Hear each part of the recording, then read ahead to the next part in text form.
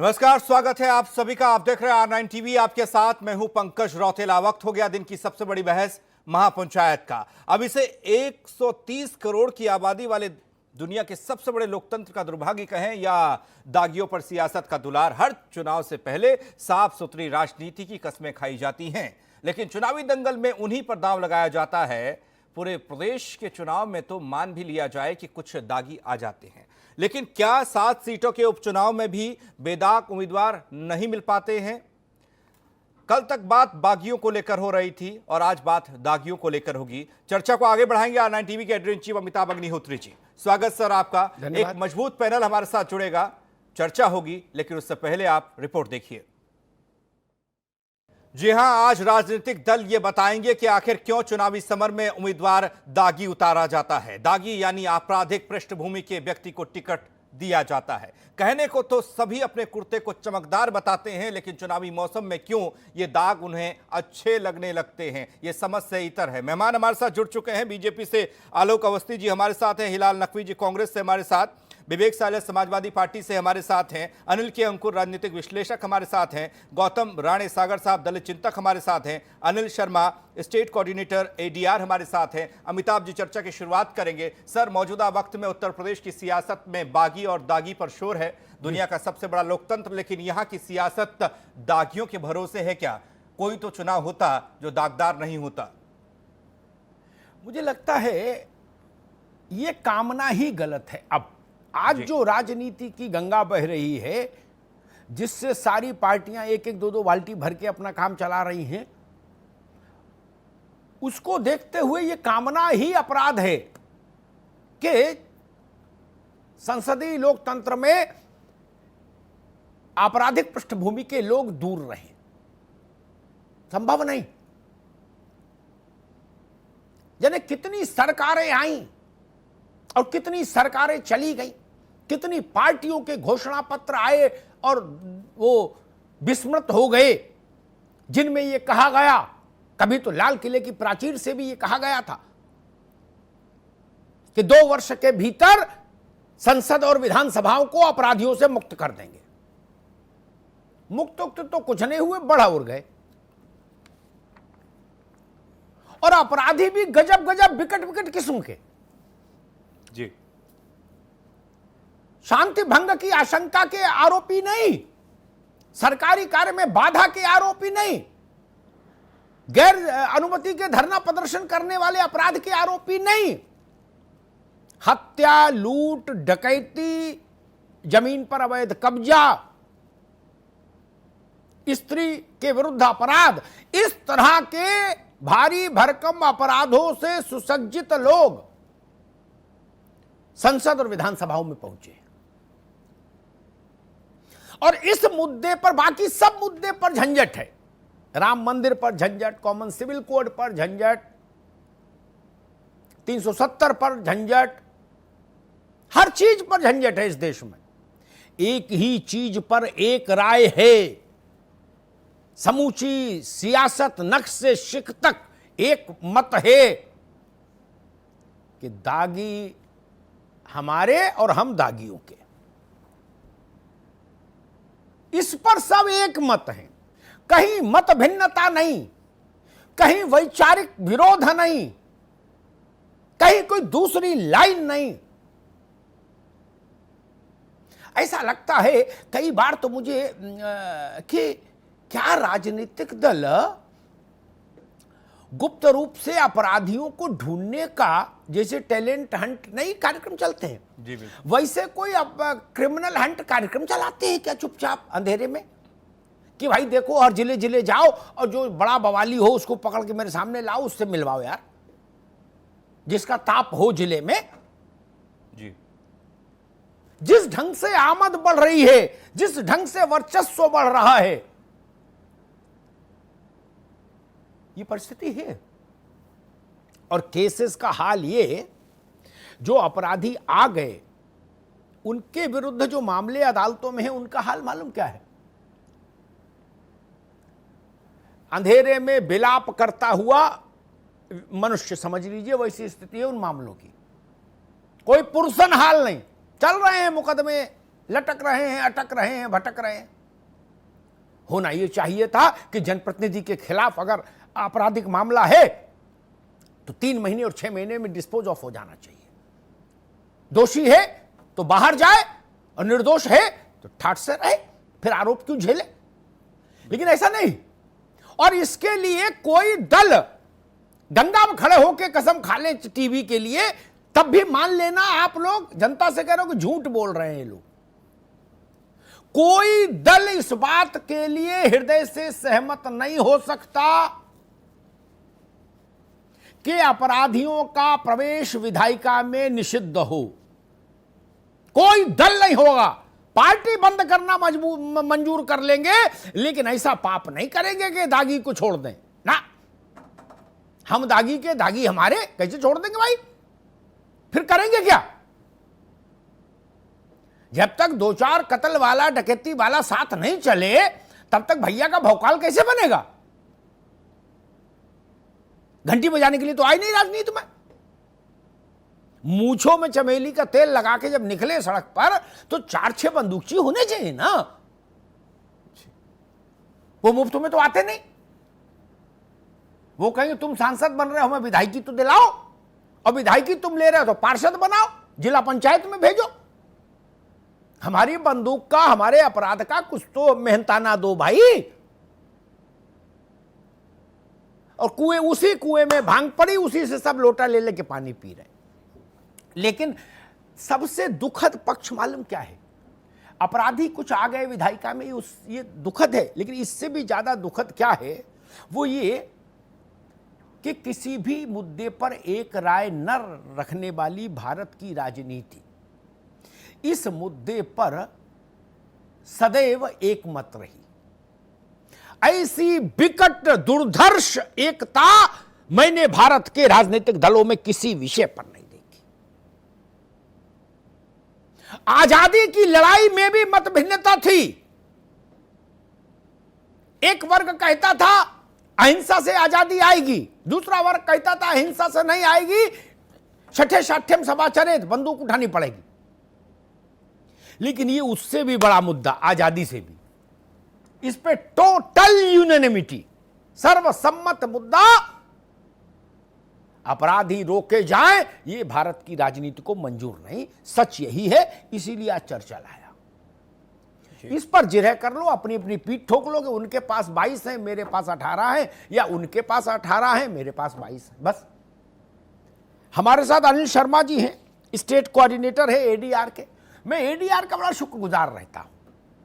ये लोग एक होलिस्टिक पिक्चर देश के सामने रख देते हैं। पहले हम लोग जहां जहां जान पाते थे वहीं का जान पाते थे, पूरे देश का नहीं जान पाते थे। अब इन लोगों ने एक काम अच्छा किया, कम से कम ये तो आईना दिखाई देते। बाकी माने नहीं माने वो राजनेता जाने। अनिल जी, बहुत छोटा चुनाव था उत्तर प्रदेश का बाई इलेक्शन, 7 सीटों का। ना तो इनमें सारी सीटें विपक्ष जीत जाए तो वो सरकार बना लेगा, ऐसा भी नहीं, और भाजपा सब सीट हार जाए तो भी सरकार को कोई खतरा, ऐसा भी नहीं। ये तो शांति काल का प्रयोग है, ठीक है, हो जाए, एक प्रक्रिया है। इसमें तो रिस्क ली जा सकती थी। अगर मन में जरा भी अपराधियों के विरुद्ध मानस होता तो सारे दल कहते भाई इसमें अपराधी नहीं लड़ाएंगे ना, हारे चाहे जीते। जरा एक बार बताइए दर्शकों को, जो बाई इलेक्शन है 7 सीटों पर उत्तर प्रदेश में, इसमें दलीय स्थिति क्या है अपराधियों के प्रति इजहार मोहब्बत को लेके?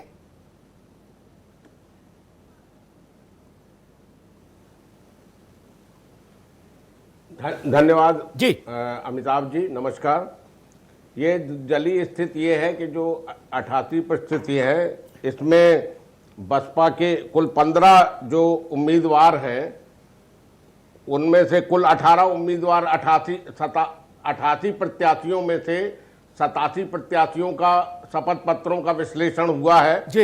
इसमें 18 जो उम्मीदवार हैं वो अपराधी पृष्ठभूमि के हैं।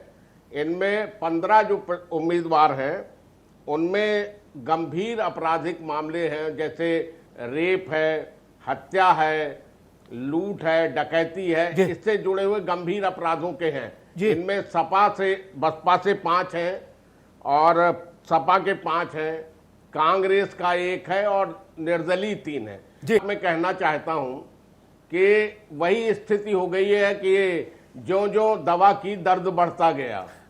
स्थिति यह है कि दो दशक से एडीआर चाह रहा है कि दागी और बाहुबली लोग ना आए चुनाव में जी।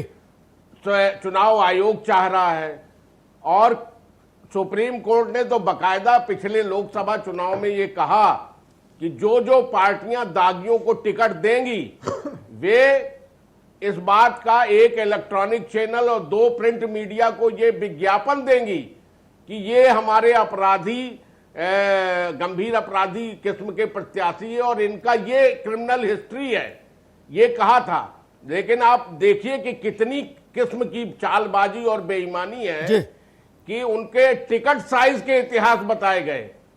मेरा ये कहना है कि भाई अगर चुनाव आयोग भी चाहता है, सुप्रीम कोर्ट भी चाहता है, एडीआर भी चाहता है और जनता भी चाहती है, तो आप अगर चुनाव आयोग केवल इतना कर दे, क्योंकि ये लोग विज्ञापन नहीं देंगे, ना इलेक्ट्रॉनिक मीडिया में देंगे ना प्रिंट मीडिया में देंगे।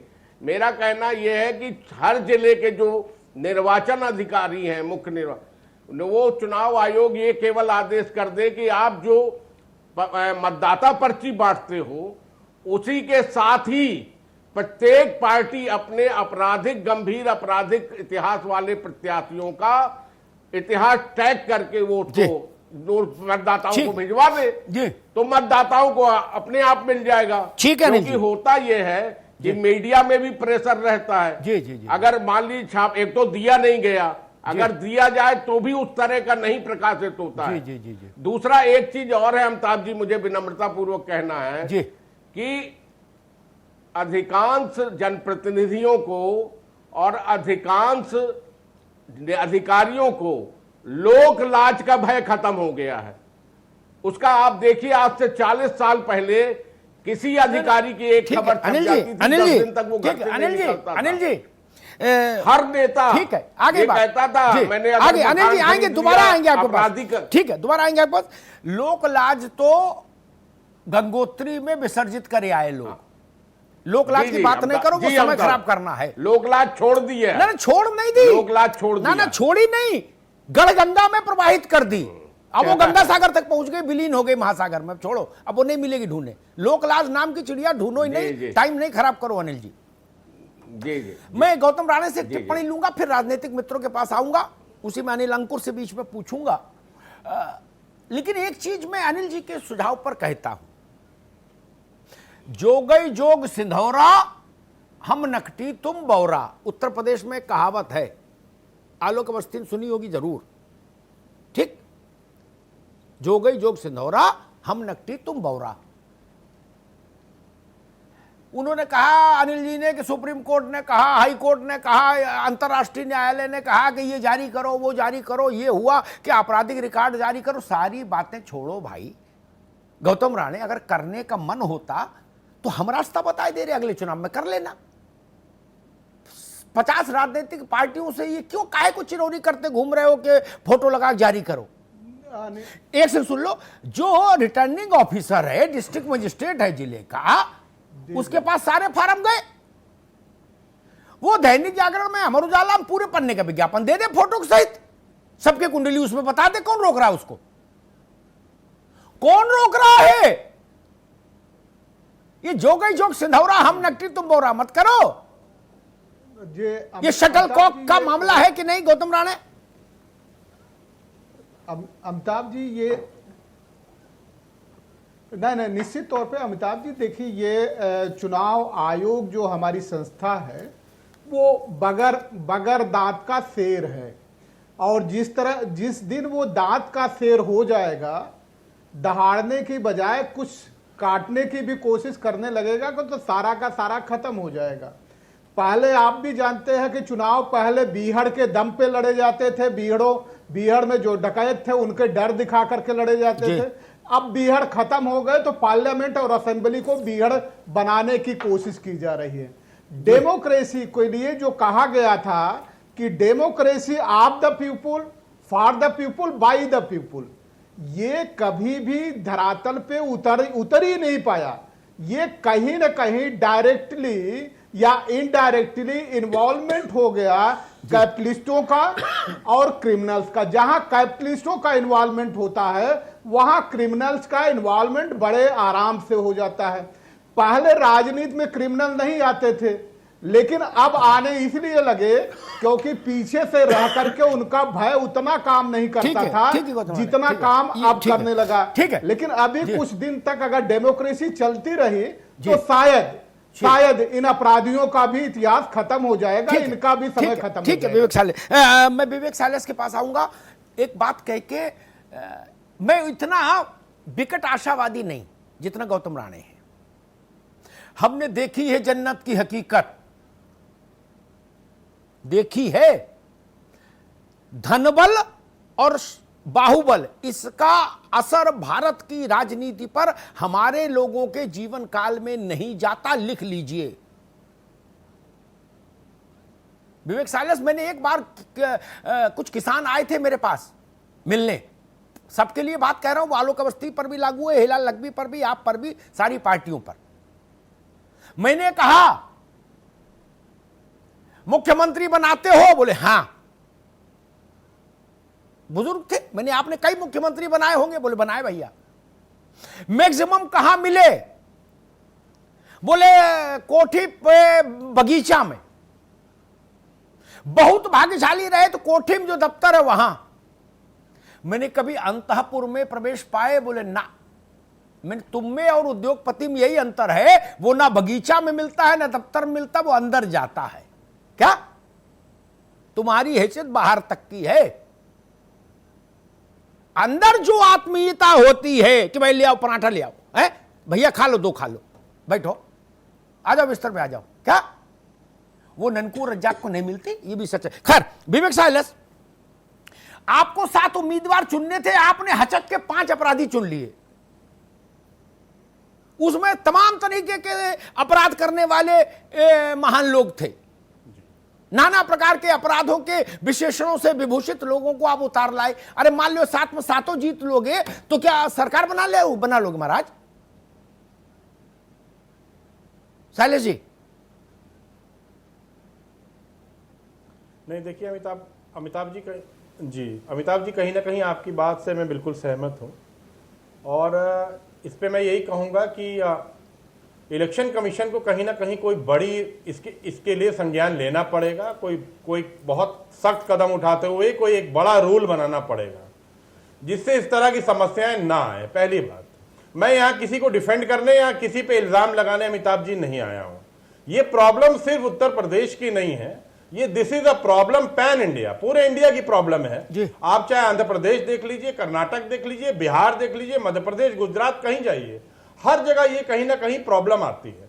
But we need to see this in a larger perspective, क्योंकि ये सात उपचुनाव को लेके हम किसी पे आरोप प्रत्यारोप नहीं कर सकते कि आपने ज्यादा लड़ा है, हमने कम लड़ा है। अगर आप पिछले चुनाव पे प्रकाश डालें, मैं किसी पे इल्जाम नहीं लगा रहा हूं, तो किन किन पार्टियों ने कितने दागियों को दिया और कितने विधायक किस पार्टी के आज सदन में आपराधिक छवि के हैं, मैं किसी पे इल्जाम नहीं लगा रहा हूं। अगर उसका आकलन आप करिए तो पिक्चर आपको दूसरी नजर आएगी। हम बताएंगे भाई, हम तो किसी को उधार नहीं रखते, सबका चुकता करके जाते हैं जब 9 बजता, उससे पहले उधार रखा ही नहीं आते जीवन में। विवेक साइलेंस से मुझे श्रीमती इंदिरा गांधी का स्मरण हो आया। जयप्रकाश बाबू के नेतृत्व में आंदोलन शुरू हुआ था गुजरात में, बिहार तो बाद में आया। तब नारा लगा था चिम्मन चोर गद्दी छोड़ो। चिम्मन भाई पटेल गुजरात के मुख्यमंत्री थे, हिलाल भाई को स्मरण होगा। उस वक्त जयप्रकाश जी ने कहा कि देश में भ्रष्टाचार की गंगा बह रही है। चिम्मन भाई पटेल, इंदिरा जी ने उसका जवाब दिया। उन्होंने कहा कि करप्शन वैश्विक परिघटना है। बात खत्म हो गई उनके स्तर पे। बोले पूरी दुनिया में हो रहा है, या क्या हो रहा था, क्या है का हल्ला। वही बात विवेक साइलेंस ने कही। बोले भाई साहब यूपी क्या, वो तो तमिलनाडु तक में हो रहा है, तो चलने दो, राम नाम संकीर्तन है, सब लोग करो। डॉक्टर हिलाल लखवी, मसला वही आके खड़ा होता है। सब कहते हैं कि दूसरा अपराधियों को प्रश्रय दे रहा है, लेकिन जब टिकट देनी होती है तो सबके मुंह में लार आती है, पानी टपकता है कि काश कोई अपराधी मिल जाता थोड़ा जबर किस्म का, तो हम भी मोक्ष पा जाते। नहीं, गिड़गिड़ाते हैं नेता लोग पार्टियों के अपराधियों के यहां जाके कि भैया तुम्हें मेरी कसम लड़ जाओ इस बार, है? तब वो कहते ना तुम अपनी भाभी को लड़ा दो, हैं? या बच्चे को ले जाओ, वो कहते ना भैया तुम लड़ जाओ। नहीं, ऐसा भाव क्यों बना दिया लोकतंत्र को? अपराधियों के हवेलियों में गिरमी क्यों रख दिया? नकवी साहब। अमिताभ भाई, आपका जो प्रश्न है इसको दो भागों में हम उत्तर देना चाहेंगे। पहला और सबसे बड़ा ये है कि जो बात आपने कही है कि ये बात सच है कि बहुत से राजनीतिक दलों में ये बात देखी जाती है कि जाते हैं और आपराधिक छवि के लोगों को अगर मिल जाते हैं तो उनको प्रायोरिटी दी जाती है टिकट देने में। ये बात आपकी बिल्कुल सच है। इसमें मतलब हम अगर मना करेंगे या कहेंगे तो वो अपने आप में हर कोई जानता है, सारे दर्शक जानते हैं कि क्या हो रहा है क्या नहीं हो रहा है, किसको हम बेसिर पैर की बात समझाएंगे। दूसरी बात इसके अंदर ये जरूर आती है कि अमिताभ भाई धीरे धीरे करके कमी आ रही है और अफसोस की बात यह है कि जो बाहुबलों को हटा रहे हैं, विस्थापित कर रहे हैं, वो धन बल के जरिए से विस्थापित किया जा रहा है। आज की तारीख में जो पार्टी इसकी प्रायोरिटी उसके अंदर ये है कि अगर धन बल वाले लोग मिल जाएं तो वो ज्यादा बेहतर है, वो ज्यादा अच्छा है बजाय बाहुबली की, क्योंकि धन बल से बाहुबल खरीदा जा सकता है, ये हम और आप दोनों बहुत अच्छी तरह से जानते हैं। इसलिए अब धन बल का जो है वो धीरे धीरे करके जोर बढ़ता चला जा रहा है, जो वो भी अपने आप में कोई बहुत सुखद घटना नहीं है, कोई बहुत सुखद बात नहीं है, बिल्कुल भी नहीं है।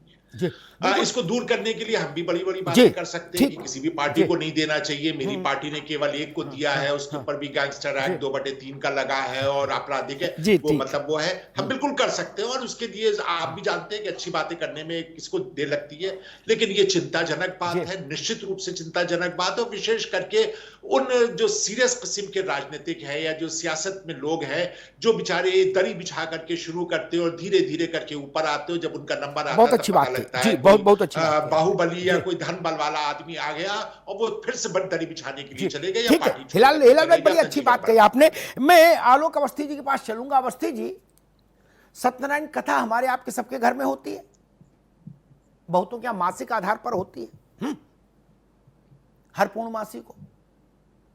जब कथा खत्म हो जाती तो पंडित जी कहते हाथ ऊपर उठाओ और कहते प्राणियों में सद्भाव हो, अधर्म का नाश हो, धर्म की जय हो, विश्व में शांति हो। कहलाते हैं ना, सब लोग बोलते हैं। ये वैसे ही नारा बन गया ना, पर राजनीति को अपराधियों से मुक्त कराओ, मानता कोई नहीं। उसी में कोई पंडित जी का भी मोबाइल पार कर ले जाता है, लेकिन वो भी कहता है हर हर महादेव, अधर्म का नाश हो। नहीं, और जो कुछ नहीं पाता वो दूसरे की चप्पल तो ले ही जाता है उठा के। नहीं, जो बाहर अंदर अभी ये वचन देके आया है कि अधर्म का नाश हो, सत्य की विजय हो। ये हिपोक्रेसी, ये पाखंड कब तक? आलोक जी। देखिए अमिताभ जी, आज बहुत दिन बाद आपके डिबेट में शामिल होने का मौका मिल रहा है। स्वागत। आज सारे मैं प्रवक्ताओं को सुन रहा था, आज सब दार्शनिक हो गए। पॉलिटिकल कोई बात करना ही नहीं चाहता है, ये बड़ी अच्छी बात है, स्वच्छता की बात हो रही है। लेकिन मैं उस समय आश्चर्य में आता हूं कि जितने अपराधियों को माननीय बनाया है वो सबसे बड़ी समाजवादी पार्टी रही है। बड़े से बड़े अपराधी को पकड़ा, टिकट दिया, माननीय बना दिया, विधायक बन गया, वो माननीय बन गया, उसके पीछे आके मुझे दरोगा और सिपाही चढ़ रहे हैं। इसका सबसे बड़ा बुराई तो यादव जी को जाता है, जिन्होंने अपराधियों का सफाया करके उनको माननीय बना दिया। योगी जी सफाया कर रहे हैं कि उनको दूसरी दुनिया में पहुंचा रहे हैं, और मुलायम सिंह जी का ये रहा कि वो माननीय बना देते थे, जिससे कि वो अपराध छोड़ करके सफेद पोष बन जावे। और अभी भी नहीं सुधर रहे हैं। अखिलेश जी अब अध्यक्ष हो गए। बांगरबू बगल में, लखनऊ सबसे बगल में पास की सीट है। सुरेश पाल नाम के एक व्यक्ति है जिनकी हिस्ट्री सीट खुली भी थाने के अंदर, सुरेश पाल की। गैंग रेप का आरोप है, 17 से अधिक मुकदमे अभी भी उनके ऊपर कायम है। हिस्ट्री सीट जब खुली थी तब तो 50 मुकदमे थे। तो हम जिस समय टिकट बांटते हैं तो क्या हम ये देखते नहीं है कि हम क्या आदर्श प्रस्तुत करने जा रहे हैं समाज के आगे? जी। आप इतिहास उठा के देख लीजिए, चाहे आपकी कहमत हो, आज भागे भागे फिर रहे हैं, उनकी जमीनें और सब मकान सब फोड़े जा रहे हैं, सरकार पलट रही है, उनको सब जितना वसूला था उन्होंने सब निकाल रही है। चाहे विजय मिश्रा हो, चाहे विकास दुबे मारा गया हो, वो भी इन्हीं की पार्टी से आया था। तो कम से कम इनको अपने घर में ठीक करना चाहिए। और मैं तो कहता हूँ आज इन्होंने जो बात कही है वो इनके अध्यक्ष जी को समझना चाहिए। बहुत अच्छी बात करी है, मैं इन सबकी बात से सुर मिलाता हूँ अपना, लेकिन जिस समय टिकट बांटते हैं उस समय क्यों भूल जाते हैं, खाली मेरा इतना ही सवाल है। जी जी ठीक है आलोक जी, मैं अनिल अंकुर के पास चलूं उससे पहले एक बात कहूंगा। हिलाल भाई, आप लोगों को जरूरत नहीं, अपनी बारी बोलेगा, आप सबका उत्तर मैं देता हूं। मैं किसी का भी तथ्य विहीन बात स्क्रीन पर रहने नहीं देता, इसलिए आराम से रहिए, जब बारी आए तो अपने मन की बात कहिएगा। मैं आवाम को याद दिलाऊं, मेरे ख्याल से अनिल अंकुर को याद भी नहीं होगा या विवेक साइलेस को। यह मसला आज का नहीं है। उत्तर प्रदेश में जो एक सबसे ज्वलंत उदाहरण, जहां से यात्रा आरंभ हुई अपराधियों की विधायिका के लिए, वो मालूम क्या था? सबसे बड़ा हिमालयन एग्जाम्पल, तहसीलदार सिंह का चुनाव लड़ना मुलायम सिंह यादव के खिलाफ।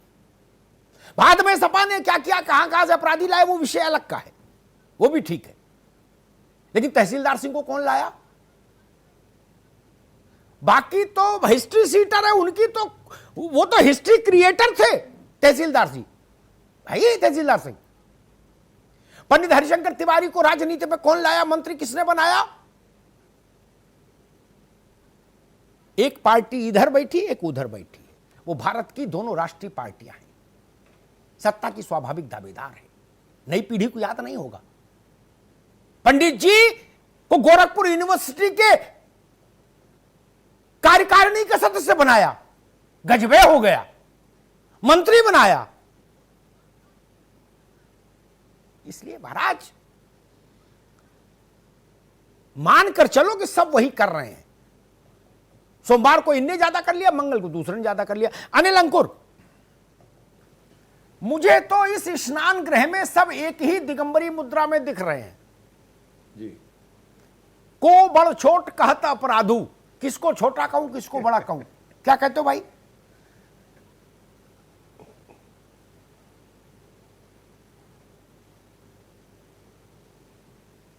अनिल,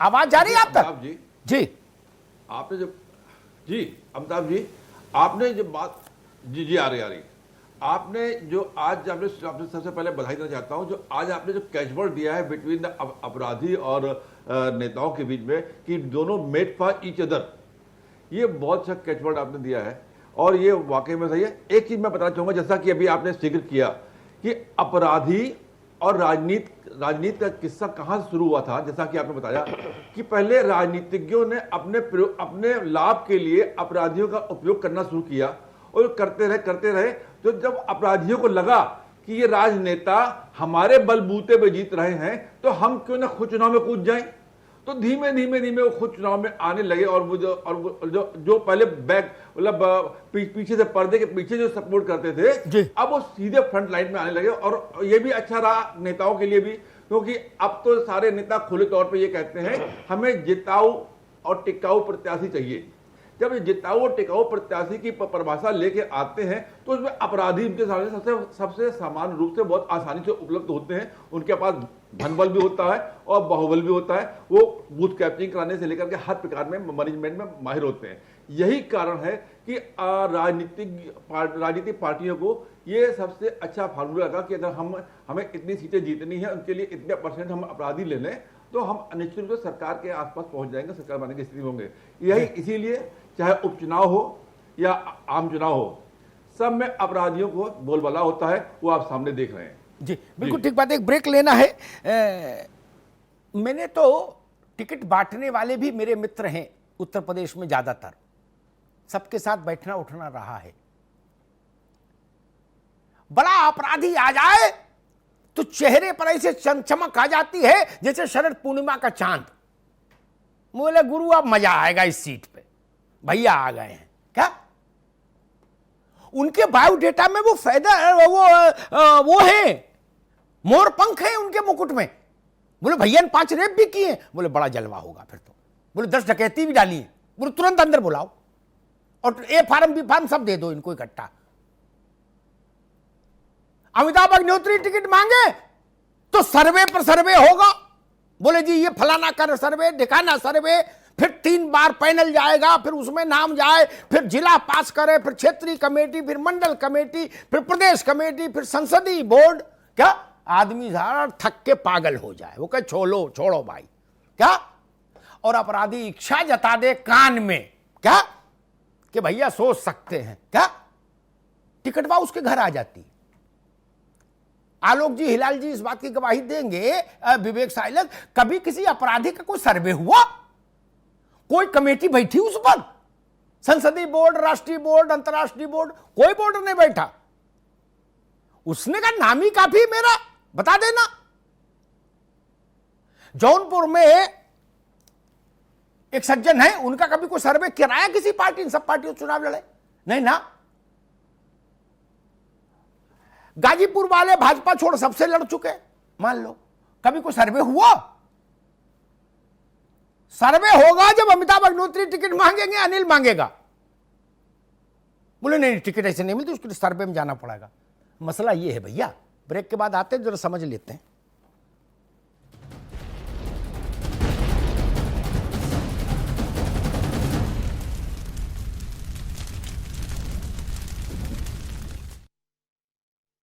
तो लोकतांत्रिक देश में सबसे बड़ा दुर्भाग्य ये है, और सबसे बड़ा इसलिए क्योंकि यहाँ सियासी दलों द्वारा टिकट दिया भी जाता है दागियों को, और जनता द्वारा जिताया भी जाता है दागियों को, बागियों को, ऐसे उनको जिनके ऊपर अपराध के कई मामले हो। अमिताभ जी सीधे आपके पास आ रहे हैं, प्लीज सर। नकवी साहब, एक ही सवाल सबसे पूछूंगा इस दौर में, एक सिंगल प्रश्न। सारी पार्टियां कहती हैं भाई देखिए अमिताभ जी अब व्यवस्था बदल गई, अब ऐसे किसी कहने से टिकट नहीं मिलती। बोले अच्छा जी फिर कैसे देते हो? बोले अब तो मल्टी लेयर सर्वे है, पहले बंबई की कंपनी करेगी, फिर जापान की, फिर हांगकांग की, फिर इंग्लैंड की, और अंत में अमेरिका वाली कंपनी वॉशिंगटन से आएगी, वो सर्वे करेगी, तब नाम क्लियर होगा है। और 1000 नाम में बिना गूगल देखे बता दूं, सर्वदलीय, उनके नाम की सर्वे की जरूरत नहीं। वो तो 5-6 जिले दूर से ही सुवासित हैं, उनकी गंध महक रही है इलाके भर में, तब सर्वे क्या करता है नकवी साहब? अमिताभ भाई, हम आपके सवाल का जवाब देने से पहले बस एक छोटी सी बात रखना चाहेंगे। भारतीय जनता पार्टी ने जिस तरह से बहुजन समाज पार्टी को छोड़ते हुए समाजवादी पार्टी के पर आक्रमण किया, ये इसका काफी कुछ अंडल करके आते हैं, और निश्चित रूप से उत्तर प्रदेश की जनता ने इसको बराबर के कैंडिडेट्स हैं जिनके ऊपर इस तरह के दावे हैं। बासपा ने किसको किसको नहीं लड़ाया, लेकिन भारतीय जनता पार्टी ने बासपा का जिस तरह से साथ दिया है, ये अपने आप में बड़ा राजनीतिक संदेश देता है। रही बात इसकी कि कहां के पर कितने दागी हैं, कौन सा सर्वे होता है, कौन सा सर्वे नहीं होता है। अमिताभ भाई, इस बात में कोई शक नहीं है कि जितने भी राजनीतिक दल हैं उनमें आप देखें तो हम अगर कांग्रेस के संदर्भ में बात करें तो कांग्रेस में निश्चित रूप से हम ये कह दें कोई दागी नहीं है, नहीं हुए हैं दागी। अब की भी जो हुआ है, एक टिकट जो दिया गया है उनके ऊपर 2/3 गैंगस्टर एक्ट का है, उन्होंने पब्लिक में कहीं के ऊपर झगड़ा किया था, उसको लेकर के जो राजनीति से प्रेरित है। हमारे यहाँ उतनी बड़ी समस्या नहीं है, हमारे यहाँ होता है सर्वे नीचे होता है, निश्चित रूप से होता है, और धीरे धीरे करके हम इस दिक्कत से धीरे धीरे करके हम इस समस्या से बाहर भी निकल रहे हैं। और आप ये देख रहे होंगे कि लगातार इस तरह के जो मेरी शुभकामनाएं हैं, वो कम से कम कांग्रेस पार्टी में ना के बराबर दिखाई देते हैं। खास ठीक है हिलाल भाई, ठीक है, बड़े अपराधों की अगर बात करें तो वो तो शायद भी नहीं मिलेगा। हम कांग्रेस पार्टी को क्लीन चिट नहीं दे सकते, ना हम ये कह सकते हैं कि ये कोरोना निगेटिव है, ये भी पॉजिटिव है, जैसे सब पॉजिटिव है। लोड में अंतर हो सकता है, कोरोना की जांच में लोड भी आता है, लेकिन कोरोना हो सब लोग भैया है। हमको काहे को विरोध कराओगे पूरे प्रदेश भर में, मैं नाम लेके बोलने लगूंगा, तब से दिक्कत हो जाएगी। हमको भी आराम भैया, काहे को इतना बवाल कराओगे। गौतम राणे, मेरा सवाल वही, हर एक पार्टी कहती है कि मल्टी लेयर सर्वे हो रहा है। अग्निहोत्री जी, बूथ तक जाके हम लोग सर्वे करा रहे हैं, विदेशी कंपनी आई, गोरे आ गए हैं इस बार, 20 करोड़ का ठेका दिया, 50 करोड़ का ठेका दिया। अरे उनका नाम तो सर्वे क्या, वो दिगंत में गूंज रहा है, उसके सर्वे कहां जरूरत है? अमिताभ जी जी अमिताभ जी देखिए, कथनी और करनी में जमीन और आसमान का अंतर है। लोकतंत्र का यहाँ अभिनय चल रहा, लोकतंत्र को धरातल पे अभी उतरने का या तो मौका नहीं दिया गया या लोकतंत्र अभी धरातल पे ठीक बात, पूरी तरह से उतर ठीक है, नहीं छोटी पाया। छोटी छोटी टिप्पणी और आपने अच्छी इसके बात लिए कही, अगर हम लोग लोकतंत्र का सोचें ये अभिनय कंट्रोल ज्यादा किया है जाए, वास्तविकता तो या तो ठीक या है तो जी, ठीक है, छोट कम समय है। विवेक साइलस, वही सीधा सवाल आपसे, सर्वे का ड्रामा भले आदमी के लिए जी ठीक, बड़ा बिल्डर है वो भी सर्वे से बाहर, समझिएगा मैं कहां कह रहा हूं। क्या लोकसभा राज्यसभा पूछा जाता बेटा कहां जाना चाहते हो, वही टिक लगा दो क्या, और तुरंत ले जाओ, ए फार्म बी फार्म और सी फार्म होता वो भी ले जाओ। क्या बड़ा अपराधी है तो घर पे खाना खा के जाना, टिकट लेके जाना और खाना खा के जाना। तो सर्वे किसके लिए कराते हो, स्कूल मास्टर है उसके लिए या पोस्टमैन है उसके लिए? विवेक साइलस, नहीं नहीं अमिताभ जी, आप हाँ आपकी बात से मैं सहमत हूँ अमिताभ जी, और मैं इसके बिल्कुल पक्ष में नहीं हूँ कि इस तरह के आपराधिक छवि वाले लोगों को टिकट दिया जाए, मैं सहमत बिल्कुल नहीं हूँ। और ये समस्या आपकी बिल्कुल आपने सही कहा, ये सारी पार्टियों में, सिर्फ समाजवादी पार्टी नहीं, सबके साथ ये समस्या है। और एक बात की मैं आपको बहुत ज्यादा तारीफ करूंगा कि किसी भी राजनीतिक व्यक्ति के ऊपर अगर कोई आपराधिक मामले हैं तो उसको 3 से 6 महीने में जरूर निपटा देना चाहिए। ये ब्रेक से जाने से पहले आपने कहा था, ठीक तो बात है, और लेकिन ऐसा मैं सुन नहीं पाया आलोक अवस्थी साहब ने क्या कहा था, लेकिन मैं ये जरूर कह दूं कि आज उत्तर प्रदेश की विधानसभा में, आज उत्तर प्रदेश की विधानसभा में सबसे ज्यादा आपराधिक छवि के जो विधायक हैं वो भारतीय जनता पार्टी में हैं। 2014 का चुनाव रुको भाई, विधानसभा रुको बाबा, रुको विवेक Silas, Bharatiya Janata party number 1 पे रुको ना दादा, एक मिनट रुक जाओ, धैर्य रखो। मेरी बहस में किसी के साथ पक्षपात नहीं होता। भाजपा के सांसद विधायक ज्यादा है तो नंबर ज्यादा होगा, ठीक, अन्यथा इस पुण्य कार्य में पीछे कोई नहीं। दुर्भाग्य से किसी के अपराधी ज्यादा हार जाए तो वो पीछे रह जाए, वरना परसेंटेज निकालोगे तो सब बराबर हैं, सब 52 गज के हो लंका में। इसलिए हमको ज्ञान न दो महाराज। अनिल शर्मा, ये सर्वे, आप तो इतने बड़ा सर्वे का भी काम करते हो, ये सर्वे क्यों किसके लिए खेलती हैं पार्टियां? 10, 20, 50 करोड़ रुपया, 100 करोड़, 200 करोड़ रुपया सर्वे में भी फूंकती हैं, और टिकट भैया ही को मिलनी है। अमिताभ जी, क्या ये सर्वे वाले क्या करते हैं? जी अमिताभ जी, अभी जो डिबेट, छोटी सी टिप्पणी, अभी जो डिबेट में हो रहा था तो ये सारे राजनीतिक दलों के नेताओं के, हाँ, सारे राजनीतिक दलों की मासूमियत पर फिदा होने का दिल चाहता है। ये कह रहे हैं कि चुनाव आयोग क्यों नहीं सख्ती से काम करता। अरे भाई, आप लोग क्यों नहीं कानून बनाते संसद में, सारे लोग दल मिल करके ऐसा पावर दो चुनाव आयोग को कि वो कुछ सख्ती कर सके, क्यों ऐसा नहीं करते? दूसरी बात यह है अमिताभ जी कि पाखंड देखिए कि कह दिया 2005 के बाद कि लाखों लोगों को पेंशन नहीं मिलेगी सरकारी नौकरियों में, और सांसद और विधायक को 1 दिन होने के बाद पेंशन मिलेगी, और उसमें भी पाखंड है कि उत्तर प्रदेश में सांसद को, जो पूर्व सांसद है, उसे 20,000 रुपए पेंशन मिलती है, और विधायकों ने सपा के शासन में 33,000 करा ली अपनी पेंशन। इतना बड़ा पाखंड है। इसको कानूनी रूप से देखिए, आप संवैधानिक रूप से देखिए कि कितना बड़ा पाखंड है कि सांसद की पेंशन है 20,000 रुपए, और उत्तर प्रदेश के विधायकों की पेंशन है, जो पूर्व विधायक है, 33,000 रुपए। ठीक है, ऐसा भी बता सकता है अनिल जी। ठीक है, आगे बात आ गई, अनिल शर्मा आ गई बात। अब रुकिए, अपने दिल को मजबूत रखिए, हृदय में रक्त प्रवाह अच्छा रहे, इसके लिए कोई डॉक्टर से गोली लेते रहिए। हो सकता है किसी दिन आपको इसी प्रदेश में सुनने को ये मिले कि ब्लॉक प्रमुखों की पेंशन सांसद विधायकों सबसे ज्यादा हो गई। जब जिसकी गोटी लाल हो जाए सो करा लेगा, उसमें कौन मुसीबत भैया। बहुत बढ़िया, बहुत, हाँ, इसके लिए भी तैयार रहो। वक्त का क्या पता चक्का कहां पे रुके जाके। अनिल अंकुर, मैं अभी वही ढूंढ रहा हूं, माइक्रोस्कोप लेके, चश्मा लगा के, लेकिन मिल नहीं रहा। ये सर्वे किनके लिए होता है? लखनऊ के 2 बड़े जमीन के कारोबारी कभी बेरोजगार नहीं रहे, कोई सरकार रही हो, इंक्लूडिंग बीजेपी। क्या आलोक जी समझ गए? नाम मत लिवाइए मुझसे, राम जुहार भी खत्म करा दोगे। कभी लखनऊ जाऊंगा तो फिर वो कहेंगे भाई साहब आप ऐसा बोल दिए। उन्होंने कौन सी समाज सेवा की, आजादी की लड़ाई में लड़े थे? क्या देश सेवा की है, समझना चाह रहा हूं। एलडीए की फाइलें कुछ कह रही और सब पार्टी उनके लिए माला लिए खड़ी है। शुरू से जी जी बोलो भैया, फटाफट बोलो, इतना टाइम नहीं दोस्त। जी, जैसा कि आपने पहले ही बता दिया था कि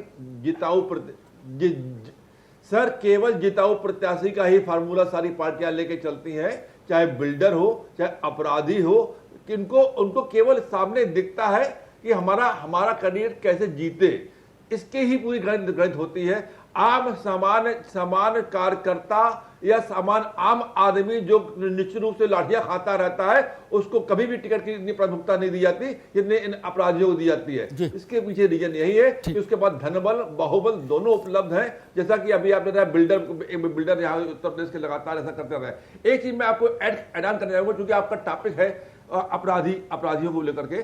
आज लखनऊ के अखबारों में खबर छपी है कि उत्तर प्रदेश के एक मंत्री, बहुत बड़े वरिष्ठ मंत्री हैं, उनके ऊपर जो आपराधिक मुकदमे थे वापस लेने की फाइल चल पड़ी है। ठीक है, तो जब आपराधिक मंत्रियों की फाइलें वापस ठीक हो है, जाएंगी, ठीक है, मुकदमे वापस हो जाएंगे, रुको, तो अपराधी रहेंगे नहीं। ये फार्मूला दिया। ठीक है, अब मैं केस वापसी पर कभी चर्चा नहीं करता ज्यादा। उसका कारण है, जब भैया जीत के आगे तो केस तो हटेंगे, उसमें क्या समस्या है। मसला है टिकट कैसे मिली। अरे बच्चा पैदा हो गया, अब तो नामकरण हो गई, वो रोक लोगे क्या?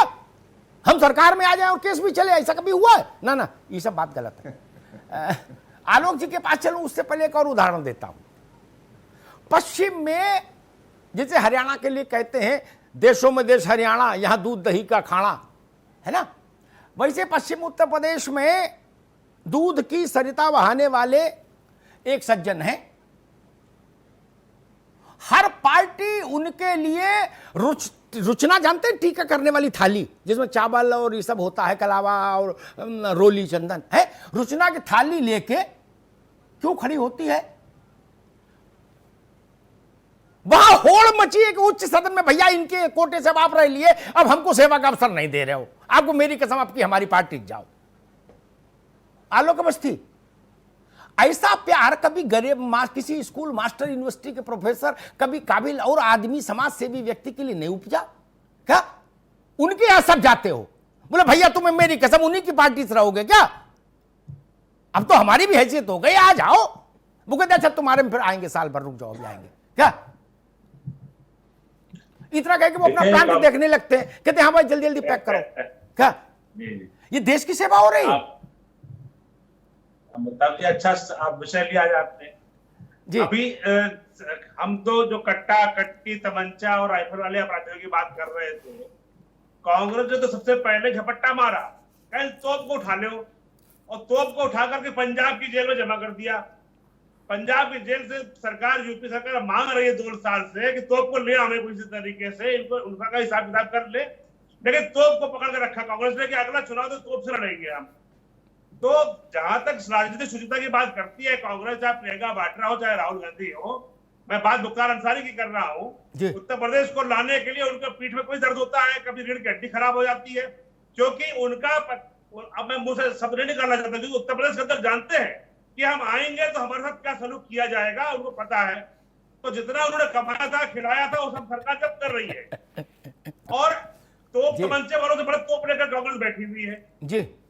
तो कांग्रेस सुचिता ना बतावे, कांग्रेस अपना इतिहास देखे, कांग्रेस ने सबसे पहले राजनीति का अपराधीकरण किया है। इतिहास आप अपने मुख्यमंत्री के बारे में सोचिए कि क्या। अरे भाई सबसे पुरानी पार्टी है तो सब काम सबसे पहले करेगी। आप उसके बाद आए हो तो आप बाद में करोगे। अपने मुख्यमंत्री को देखे ना, भारतीय जनता पार्टी पिछली बार जमानत पे लिया है दंगा फैलाने में लखनऊ में, ये प्रवक्ता सदर जाफर अभी छुट्टी है किसी तरीके से, लखनऊ में फोटो लगी हुई थी सीटों के टाइप में। दूसरे इनके शिवराज जीवन एक बड़े नेता है कांग्रेस के, कह रहे थे कि वहां हाथरस में 2 इधर से मरेंगे 2 उधर से मरेंगे, प्रियंका वाड्रा राजनीति करने के लिए आएगी। तो आजकल कांग्रेस सीन भी क्रिएट करती है, कैसे पैसा खर्च किया जाएगा, कैसे लोग मरेंगे, कैसे राजनीति में आएगी। ये एक बहुत बड़ी विडंबना है। जी जी चलिए, अमिताभ जी के पास संवाद की टिप्पणी के लिए चल रहे हैं, प्लीज सर। मेरे दोस्त आलोक जी ने मुख्तार अंसारी के संदर्भ में पंजाब का जिक्र किया, ठीक है, ही इज वेरी राइट। लेकिन राजनीतिक लोगों की एक सीमा है। राजनीतिक लोग दृष्टिबंधन के शिकार होते हैं। उनकी दृष्टि बंधी होती है। उतना ही देखना है जितना हितप्रद है। मैं अगर इस बात को कहता तो मेरे लिए मुख्तार अंसारी और अतीक अहमद दोनों बराबर। मुख्तार पंजाब से नहीं आ पाए, अतीक गुजरात से नहीं आ पाए। यह है न्याय की कसौटी, यह है सत्य की कसौटी, यह है पारदर्शिता। यह बात जनता में भरोसा पैदा करती है। सेलेक्टिव सत्य भी हो, सत्य भी अगर सेलेक्टिव हो तो वो अपनी आभा खो देता है। सत्य तो सत्य होना चाहिए। फिर मैं पुराने विषय पर आता हूं। एक बड़ा बुनियादी सवाल मैंने उठाया, बड़ा मासूमियत भरा। कोई इंटर कॉलेज का टीचर हो, कोई बेचारा कोई और हो, समाज सेवा हो, कोई मतलब अच्छा समाज में वर्षों से काम कर रहा हो, उसको टिकट लेना पड़े तो मतलब घर द्वार बिक जाए लेकिन टिकट नहीं मिलती क्या? मैंने ऐसे ऐसे निष्णात लोग देखे, वो कहते हैं गौतम राणे भैया कोई पार्टी बता दो, 1 महीने में सेट करके टिकट ले लूंगा। क्या वो लोग सुभाष चंद्र बोस के भतीजे हैं क्या कि गांधी जी के नाती पोते हैं? बताइए। और कल तक डग्गामारी कर रहे थे, इसकी जमीन पे अपनी बिल्डिंग बनाए दे रहे थे, किसी की जमीन पर मुकदमे चल रहे हैं क्या? अरे विधानसभा लोकसभा छोड़ो, लोग राज्यसभा की टिकट लेके उनके पीछे दौड़ रहे हैं गाड़ी की। करे भैया तुम्हें मेरी कसम रुक जाओ, ले लो राज्यसभा। क्या सच नहीं है? कोई कहे सच नहीं, मैं नाम ले दूंगा।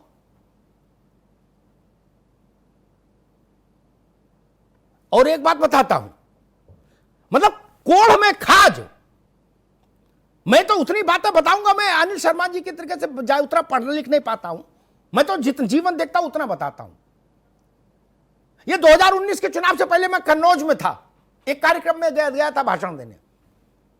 कन्नौज के एक बहुत बड़े व्यवसायी, उनका राजनीति से कोई लेना देना नहीं था। आलोक अवस्थी सुन लो भैया, उन्होंने मुझसे कहा कि भाई साहब एक बात करनी है आपसे, 10 मिनट कॉफी हमारे साथ पी लेना। मैंने चलो भाई, हम तो अब घर ही जाएंगे, तुम ही से मिल ले।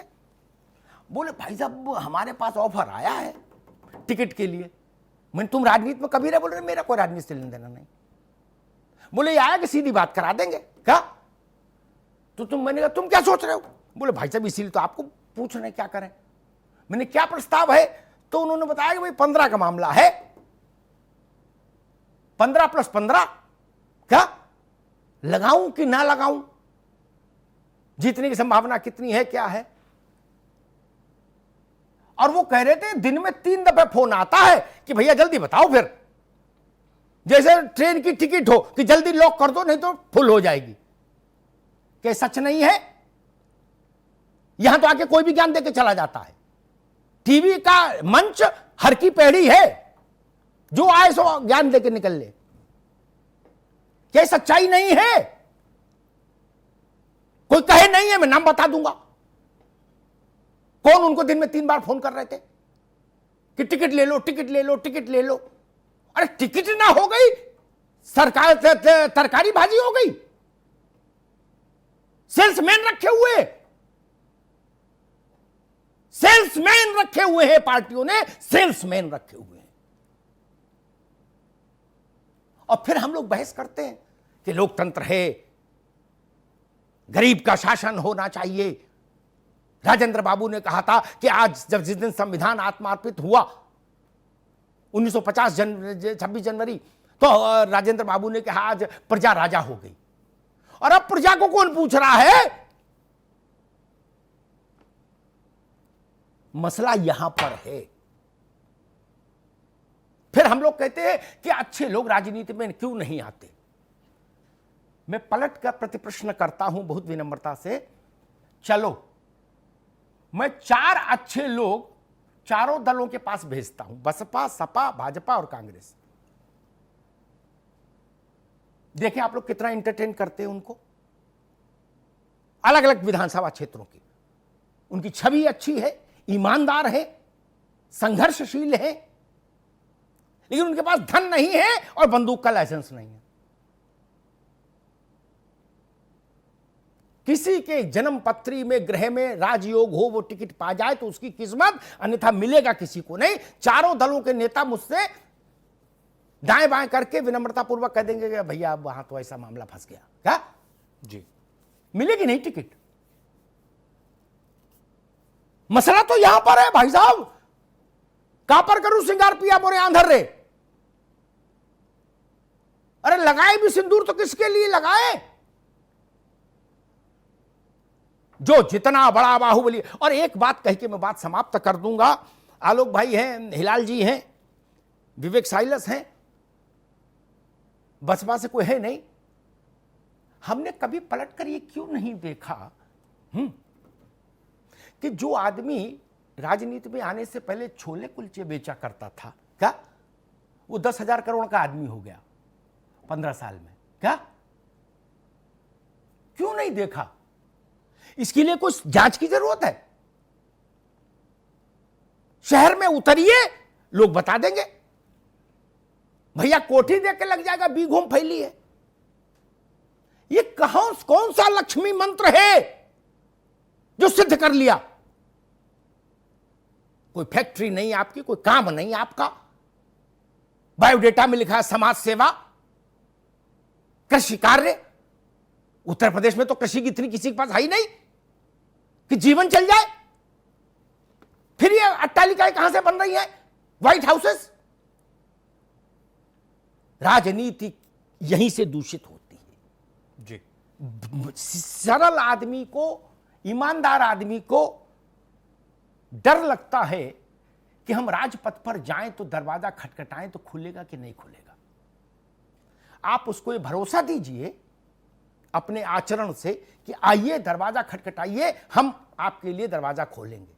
राजनीति बदल जाएगी मित्र जी। और जो लोग चुनाव आयोग की गीता पढ़ रहे हैं उनसे भी एक बात कह दूं, मेरी बात से सब लोग सहमत होंगे, अनिल जी भी सहमत होंगे, गौतम भाई भी, विवेक जी भी, आलोक जी, सारे लोग, हिलाल भी। चुनाव आयोग में कौन लोग जाते हैं? कल बंजर भूमि विकास का सचिव था आदमी, मत्स्य पालन विभाग का सचिव था, Karat ji sir, yes sir, right boss, क्या बिल्कुल। इतवार तक वहां सचिव थे, मंगल को आयोग में चले गए, तो वह भगत सिंह हो जाएंगे तत्काल जाते ही? ना ना, उम्र तो सारी कटी, इश्के बुता में मोमिन, आखिरी वक्त में क्या खाक मुसलमान होंगे। धन्यवाद। बहुत बहुत शुक्रिया आप सभी मेहमानों का। अमिताभ जी आपका भी बहुत बहुत शुक्रिया।